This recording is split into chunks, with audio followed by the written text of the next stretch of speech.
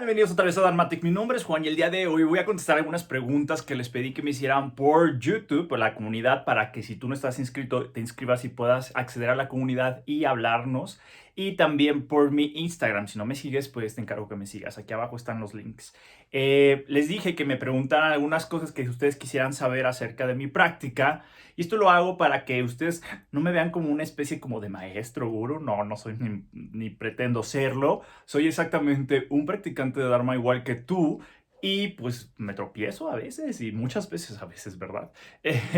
Y más que esto yo me considero Dharmatic, el proyecto, y yo en lo particular me considero más como una especie de facilitador de las enseñanzas y no un maestro. Y pues que soy muy fan de las enseñanzas del Buda y por eso me gusta compartirla con ustedes. Así que les pedí que me preguntaran y vamos a empezar a leer. Primero vamos a leer las de YouTube, las de la comunidad de YouTube, y luego vamos a leer las de Instagram, ¿vale? La primera pregunta me la hace Héctor Herrera Soto y me dice: ¿has tenido alguna experiencia fuera de lo normal, ya sea mística, etcétera, en tu meditación? Podría decirse que dos. Te voy a platicar rápidamente. La primera, y yo creo que es la más importante, fue la primera vez que experimenté esta bala de la emoción negativa, cuando una vez me estaba enojando y ya llevaba un tiempo meditando.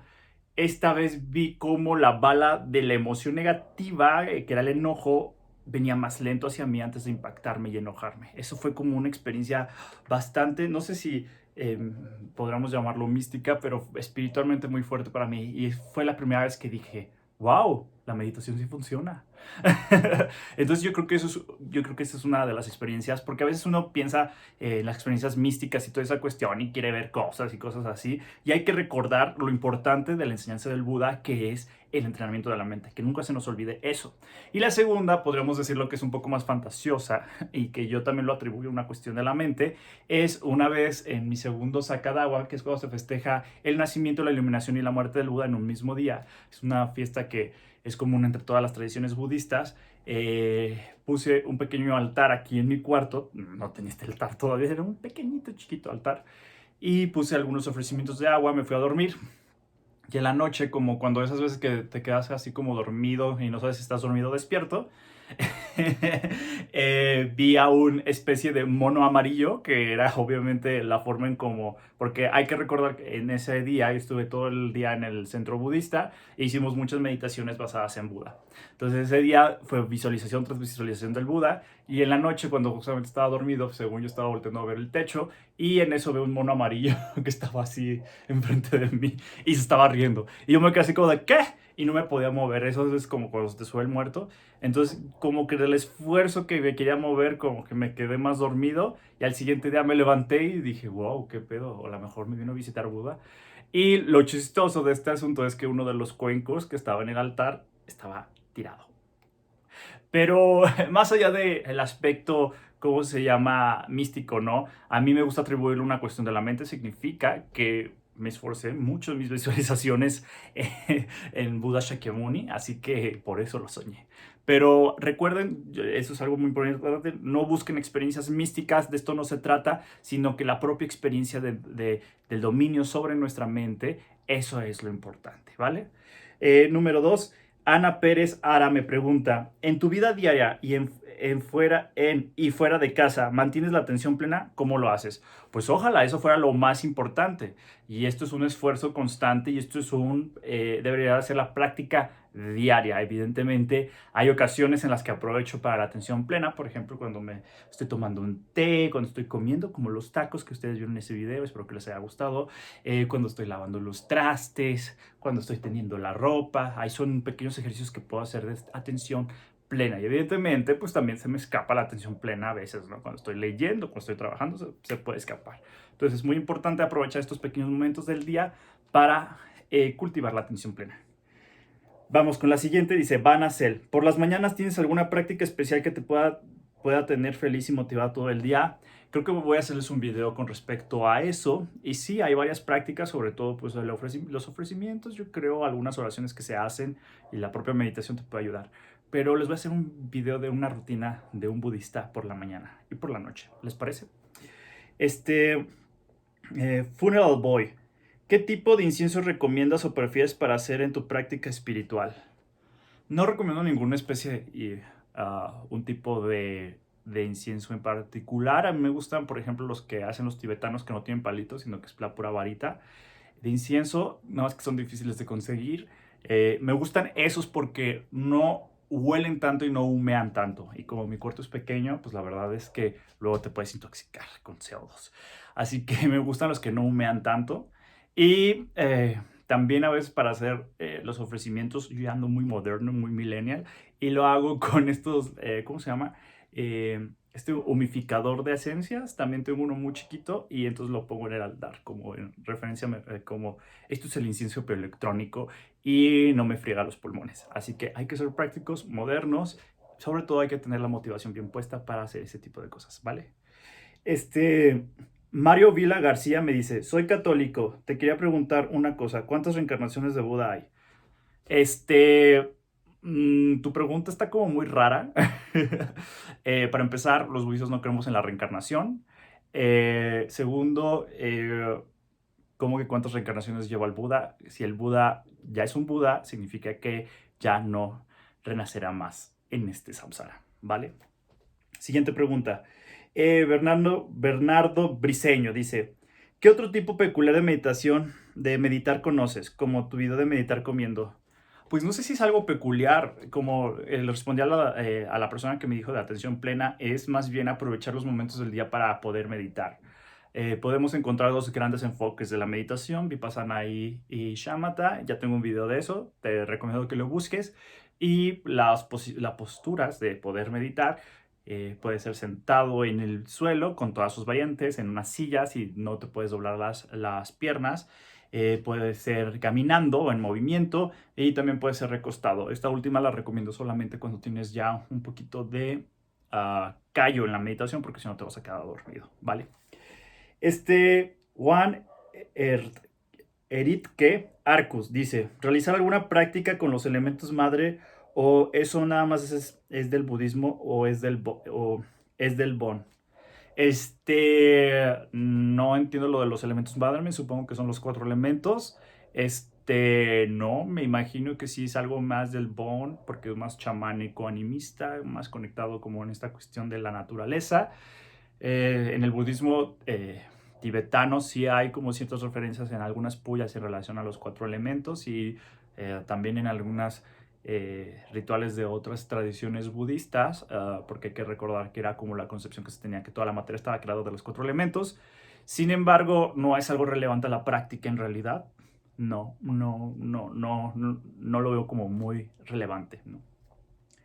En la cuestión de la práctica específica de los cuatro elementos, ¿vale? Sí hay unas representaciones, sí hay colores que los representan, pero no es como muy importante. Dice Valle Cauchín Guillermo Eduardo. Dice, ¿cuántos tipos de budismo hay? No me gusta la palabra como tipos porque luego nosotros lo creemos como si fuera como una especie de menú, ¿no? Entonces no es como tipos, hay tradiciones, escuelas y vehículos. Te recomiendo que veas mi video de los vehículos y ahí te explicamos los tres grandes vehículos con los cuales podemos como categorizar a grandes rasgos al budismo. Pero hay una diversidad enorme, es imposible decir de cuántos hay exactamente porque conforme van evolucionando la historia y va transcurriendo el tiempo, se van haciendo más ramificaciones en esa cuestión. Entonces, pues, te recomiendo que veas ese de los tres vehículos. Luis Cascanueces dice, ¿alguna vez te has sentido frustrado o desmotivado cuando no ves resultados? ¿Cómo lidias con eso? Luis, no es Luigi, perdón, Luigi. Muy buena pregunta, Luigi, y esa pregunta me gusta mucho. Claro que me siento frustrado y la frustración es uno de los grandes impedimentos de la práctica, yo siento. Lo que yo he aprendido un poco es que hay que tener una dirección de la práctica hacia dónde queremos ir y abandonar el ansia por el objetivo. Si uno se aferra o se obsesiona con el nirvana, de alcanzar ciertos estados meditativos, uno más se aleja de eso. ¿Por qué? Porque pues es el yo, la creencia del yo, tratando de solidificarse más, de yo lo obtuve, yo esto, y cuando está el yo de por medio, híjole, nos estamos alejando más. Entonces, yo lo que he logrado para no frustrarme es tratar justamente de combatir estas ideas del yo y tratar de tener una dirección de la práctica para no obsesionarme con la recta final, sino que haya una dirección de práctica, ¿vale? Dice Ana Pérez Ra, ¿cuántas veces meditas al día? Uy, eso depende. Mínimas, pues una. Pero, por ejemplo, cuando doy clases de meditación, pues cuando medito en la mañana o en la noche y cuando doy la clase de meditación. Cuando son días especiales en el calendario budista, pues casi todo el día. Hago sesiones de 20 a 30 minutos, como unas 3 4 más o menos. Entonces depende mucho del día. La chinita. ¿Cuántas formas de meditación hay? Nuevamente te recomiendo que veas el de tipos de meditación, aunque no me gusta la palabra tipos, lo utilizo para un poquito ubicarnos un poco, ¿vale? Alejandro Cruz Castello me dice, ¿qué es el Jiso? Jiso. Jiso, él es mi gran figura que está atrás, esta bodhisattva que está con su bastón y su perla. Es un bodhisattva dentro de la tradición mahayana. Muy importante, es uno de los grandes bodhisattvas que se le considera de los mahasattvas.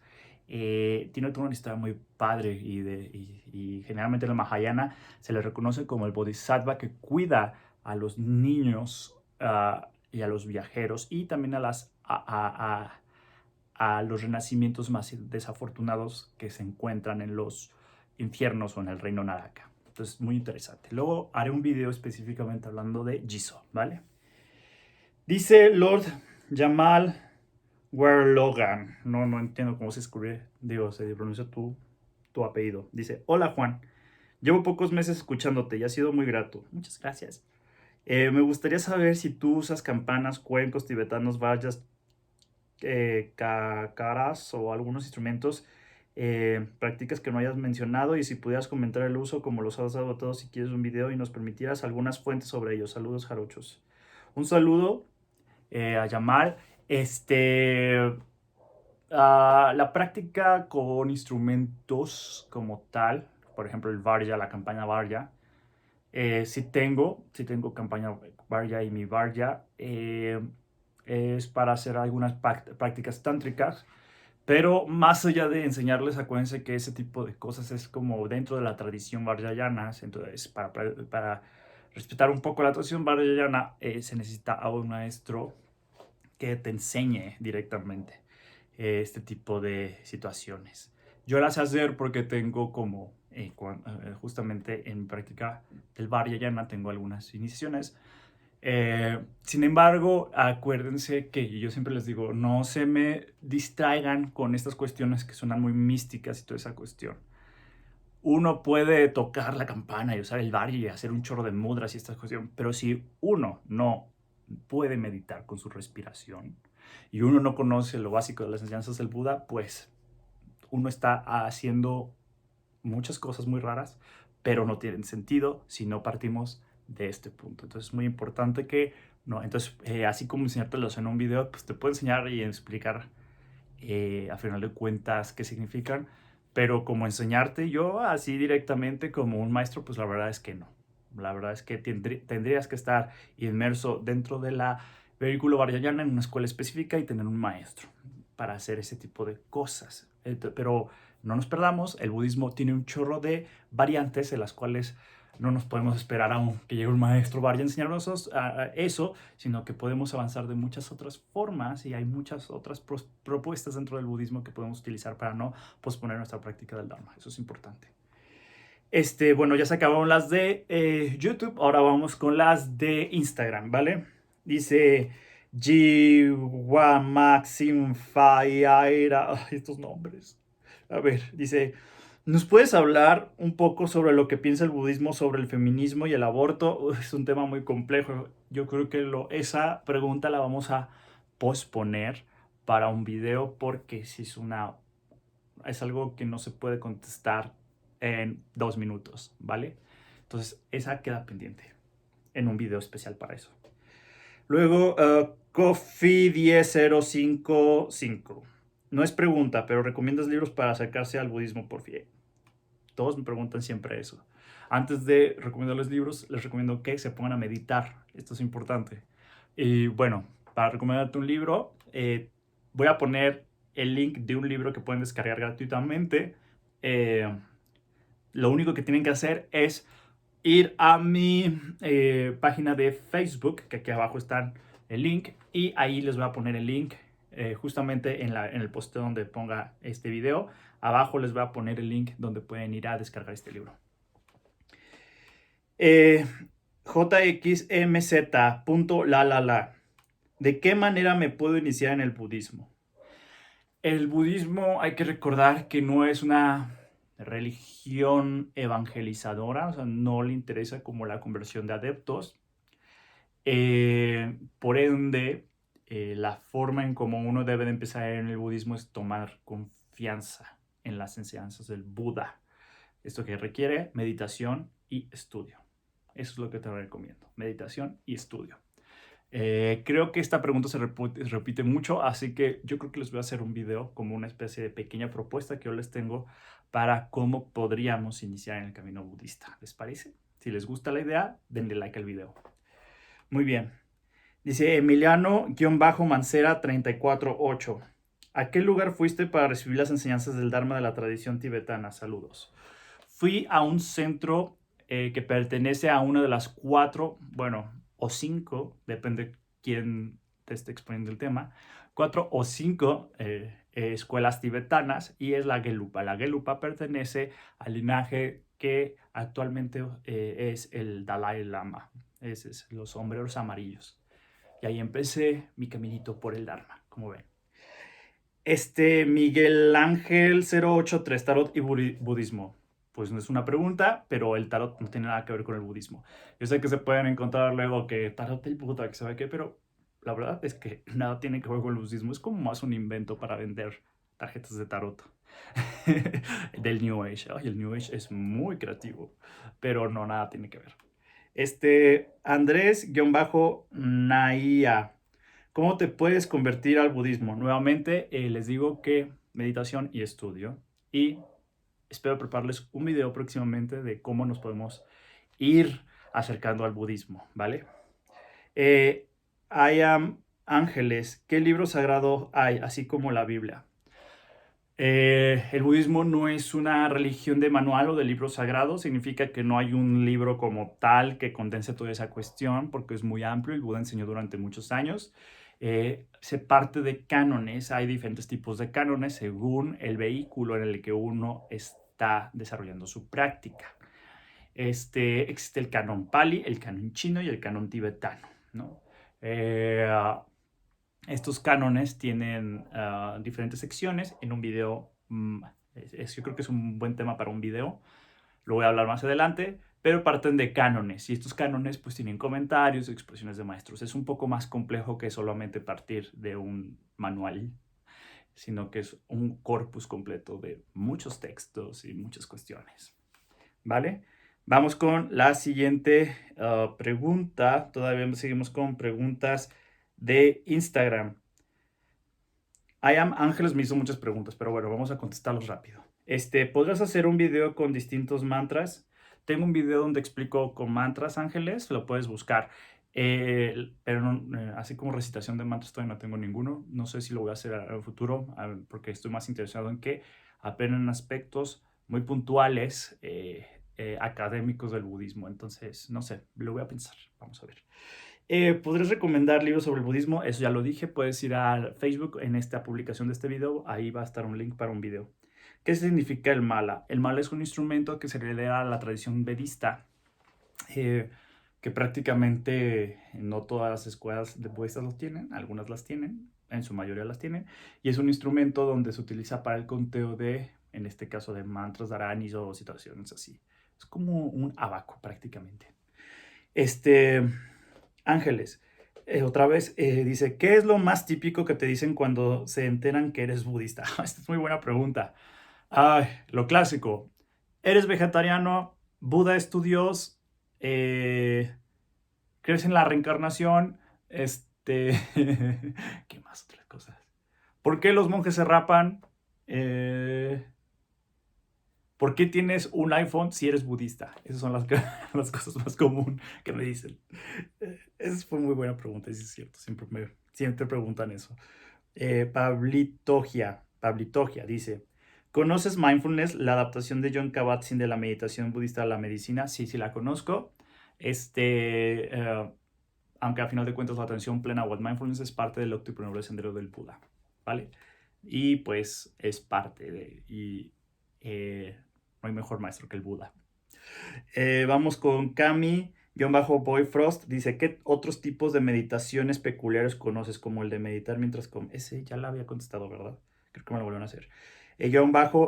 Meje, ¿cuál es el mejor comienzo para iniciar una vida budista? Ya lo mencioné, meditación y estudio.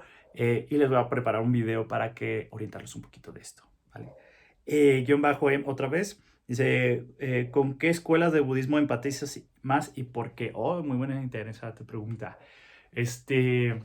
Yo actualmente me considero como un budista multitradición, desde las más ortodoxas hasta las nuevas formas como el budismo secular. A mí me gusta nutrir mi práctica de todos. Claro que esto conlleva a un compromiso un poquito más con lo académico, o sea, prácticamente diario me la paso estudiando para entender y no, de cierta manera, no torcer algo. Entonces aquí, si cuando uno quiere ser no sé todavía cómo llamarlo, pero multitradición, sí le tiene que esforzar muchísimo uno al estudio, tanto de la historia, por ejemplo, el desarrollo, entender ciertos aspectos peculiares de la región en donde se desarrolló el budismo en cada una de sus vertientes. Y luego la propia estudio en sí de la doctrina, de la filosofía, esa cuestión. Entonces yo actualmente me considero esa cuestión. Nutro mi práctica de todas las tradiciones budistas o de las que justamente voy aprendiendo. Es algo complejo decir de todas porque pues son muchas, ¿no? Sé que esta es una opinión no muy popular dentro de los círculos budistas porque los círculos budistas van a tender a decirte que te dediques solamente a una tradición, que es muy complejo y difícil hacer esto, pero la realidad de las cosas es que estamos en la era moderna en donde tenemos acceso a información. Antes no se podía hacer eso, por eso la gente se dedicaba a un solo tipo de tradición, pero ahora tenemos la posibilidad de cotejar, de experimentar como lo indicó el Buda y de ir absorbiendo de cierta manera muchas de las posturas del Dharma. El Dharma, a final de cuentas, es un gran línea de práctica que nos puede guiar para luego no pensar que si me paso un cuarzo eso es budismo, pues evidentemente no, pero por eso hay una línea que es el Dharma, ¿no? Entonces prácticamente es eso. Muy bien, vamos con las últimas preguntas de Instagram. Dice, otra vez Ángeles, ay Ángeles, son muchas preguntas. Dice, ¿qué opina el budismo de la masturbación? ¡Wow! Fuerte pregunta. ¿Qué opina? Voy a hacer un video, yo creo, más adelante en relación a explicar un poco todo el contexto de lo que es la ética sexual en el budismo. Es muy complejo, la verdad es que ese video me va a quedar muy largo, pero prácticamente lo que dice el budismo en cuanto a la masturbación o cualquier práctica sexual es dos situaciones importantes. Número uno, que esta práctica no te ocasione deseos obsesivos. Número dos, que esta práctica no lastime a seres. Estas son las dos cuestiones. Claro que si eres monje es distinto, ¿verdad? Los monjes están en otra situación. Lo estoy hablando desde un aspecto laico, mientras que no te cause obsesión o que tu motivación no sea el quiero, quiero, quiero, quiero. Y la otra es que no lastimes a un ser sintiente. Entonces, no, no estoy diciendo que el budismo diga está bien o está mal, simplemente es que todas las acciones éticas se rigen justamente de nuestras motivaciones y de que no afectemos a los demás, prácticamente esa cuestión. Hay otras implicaciones, sí puede verse otras implicaciones, sin embargo, podría describirse en forma general este tipo de cosas. El budismo, la cuestión ética, es una situación de práctica, hay que recordar, es algo que nosotros vamos a ir a comprobar. Entonces esto es muy importante y esto yo creo que aplica para prácticamente todas las situaciones dentro de la ética budista, ¿vale? Vamos con King Juanito. Dice, ¿qué libros me recomiendas para iniciar en el budismo? Nuevamente, métete a Facebook, donde está postado este video. Abajo va a venir un link. ¿Qué estudias? No estudio nada actual. Bueno, estudio budismo. Me la paso estudiando budismo. Pero como una carrera como tal, ya me gradué desde hace muchos años. Y actualmente trabajo. Ferchu95 Cool.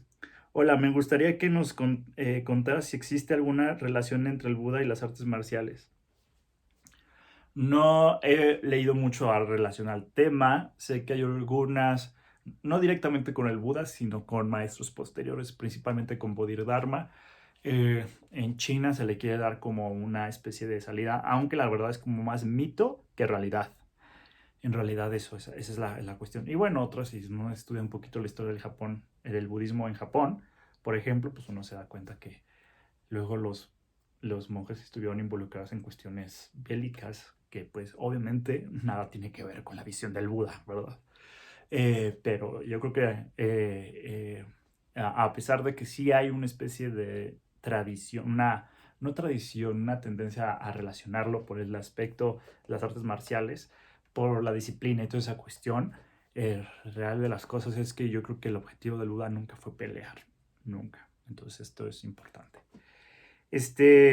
Zunic Miguel, ¿cuál fue la influencia de otras filosofías que hubieron sobre el budismo, tautismo, jainismo, etcétera? Uy, pues muchas, imagínate, esto es imposible respondértelo rápido. Los procesos sincréticos que vivió el budismo son complejos y requieren un estudio muy amplio de cómo fueron los contactos. Y es algo que se sigue generando a final de cuentas. Entonces sí, claro que hubo muchísimos, pero es muy amplio y complejo. No sé cómo podré respondértelo rápido, ¿no? Vishuddhi Meditación dice, no sé si has hablado de ello, ¿cómo enfocar la Navidad en cuanto a un entorno todos la celebran? ¿Cómo enfocar la Navidad cuando en tu entorno todos la celebran? No entiendo como un poco la pregunta. Quiero suponer si me dices, o sea, como en que, pues al final de cuentas sí, el budista pues no como que festeja la Navidad. Tengo un video que fue como muy... eh, no sé, les llamó mucho la atención donde digo, el budista no celebra la Navidad, pues sí, evidentemente no lo celebra. Pero pues evidentemente estamos en un entorno de Navidad, tenemos que convivir con nuestras familias y no nos podemos poner Grinch tampoco, así de que me voy a encerrar en mi cuarto, yo no soy católico o cristiano, sino que pues podemos convivir con ellos, no hay ningún problema en relación a eso, ¿no? No, el budismo no es de estas religiones que te dice, no puedes hacer esto, no, pues podemos ahí estar tranquilos y no hay ningún problema, no pasa eso, no se ve afectado, al contrario, se puedes cultivar compasión, meta, amor bondadoso por los otros y toda esa cuestión, pues adelante, no tiene nada que ver con esa cuestión, ¿no? Yo siempre les digo a mis papás, ustedes saben que soy budista, quieren que les regale algo de Navidad, ok, pero es no sé, no debería de existir demasiado conflicto como tal. Aunque la verdad es que sí hay una especie de cosa que a mí se me hace chistoso, que luego los budistas que no, que les cuesta un poco trabajo soltar algunas tradiciones, luego son como de tratar de forzar al budismo que se festeje la Navidad. No sé, pues, o sea, creo que es parte como de la creatividad de cada quien.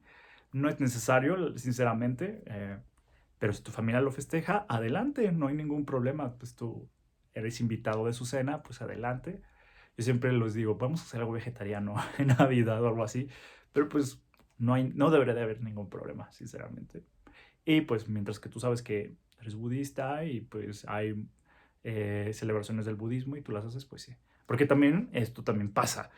Conozco a personas que se llaman a sí mismas budistas, que muy festejando la Navidad, pero llega el Sacadagua y se les olvida. Entonces es como que hay que ser coherentes también, ¿no? Esto fue todo por el video del día de hoy, quedó muy largo, espero que no se aburran. Esto fue nada más un pequeño ejercicio para que ustedes nos conozcamos un poco más. Espero que les haya gustado y yo me voy, pero no me voy sin antes decirles que Buddha bless you.